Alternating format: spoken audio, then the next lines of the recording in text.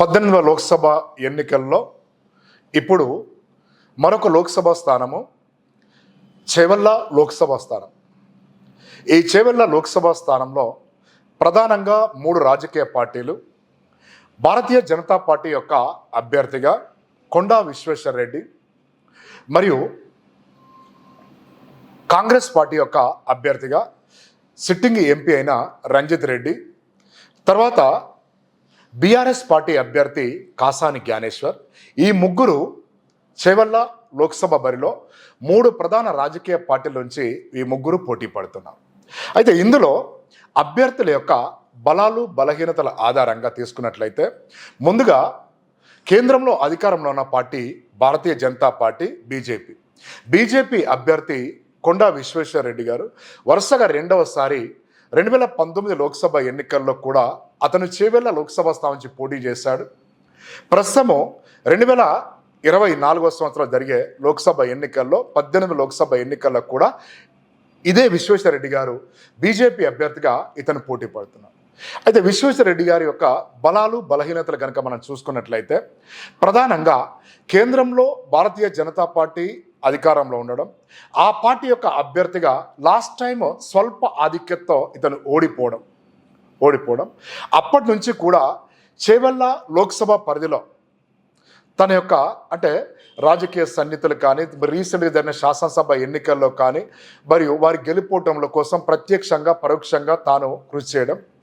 ఆ తర్వాత రెండో ప్రధానమైనది ఏమిటి అంటే ఇక్కడ ప్రధానంగా ఇతని ప్రత్యర్థులుగా చెప్పబడుతున్న కాంగ్రెస్ పార్టీ యొక్క అభ్యర్థి ప్రస్తుత చేవెళ్ళ ఎంపీ రంజిత్ రెడ్డి మొన్నటి లాస్ట్ ఎన్నికల్లో బీఆర్ఎస్ యొక్క లోక్సభ సభ్యుడిగా గెలుపొంది రీసెంట్గా బీఆర్ఎస్ పార్టీ నుంచి కాంగ్రెస్ పార్టీలో చేరిపోయాడు. కాంగ్రెస్ పార్టీలో చేరిపోగానే కాంగ్రెస్ అభ్యర్థిగా అతన్ని ప్రకటించారు. అయితే ఇక్కడ ప్రధానంగా ఏమిటంటే రీసెంట్గా అతను కాంగ్రెస్ పార్టీలోకి చేరిన వ్యక్తి, మరి ఇక్కడ ఉండే కాంగ్రెస్ శ్రేణులు అతనికి ఎంతవరకు సహకరిస్తాయనేది చూడాలి. లాస్ట్ టైం జరిగిన ఎన్నికల్లో దాదాపుగా 14,000 పైచిలకు ఓట్లతో ఇతను గెలుపొందాడు. ప్రస్తుతము ఇక్కడ ఉండే ప్రధానంగా చేవెళ్ళ ప్రాంతంలో రంజిత్ రెడ్డి కాంగ్రెస్ అభ్యర్థిగా ఉండే ఈ క్రమంలో గతంలో కూడా ఇతను లోక్సభ సభ్యుడిగా పనిచేశాడు. అది కొంతవరకు తనకుండే అంటే ప్లస్ కావచ్చు, అంటే బలం కావచ్చు.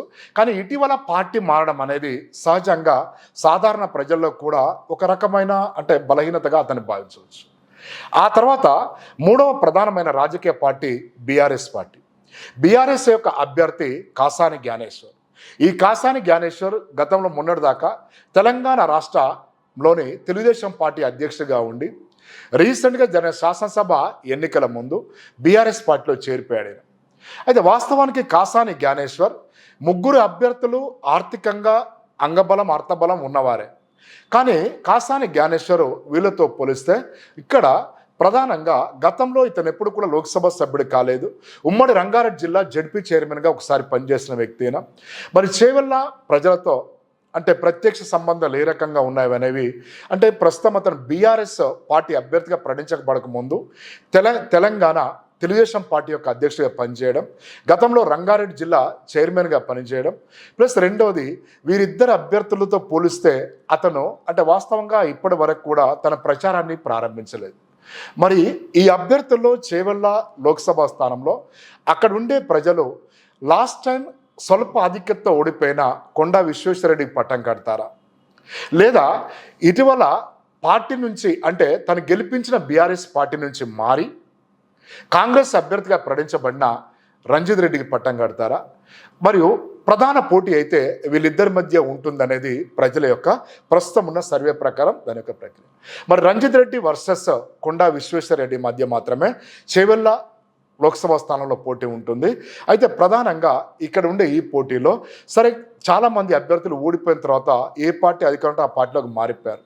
కానీ 2019లో జరిగిన లోక్సభ ఎన్నికల్లో ఓడిపోయిన కొండా విశ్వేశ్వర్ రెడ్డి అప్పటి నుంచి బీజేపీ పార్టీలోనే అతను కొనసాగడం అనేది ప్రజల దృష్టిలో అతని మీద ఒక రకమైన సానుభూతి ఉండడం, తర్వాత మరియు తన రాజకీయ కుటుంబానికి చెందిన వ్యక్తి కావడం, ఇది అతనికి ప్లస్గా చూద్దాం.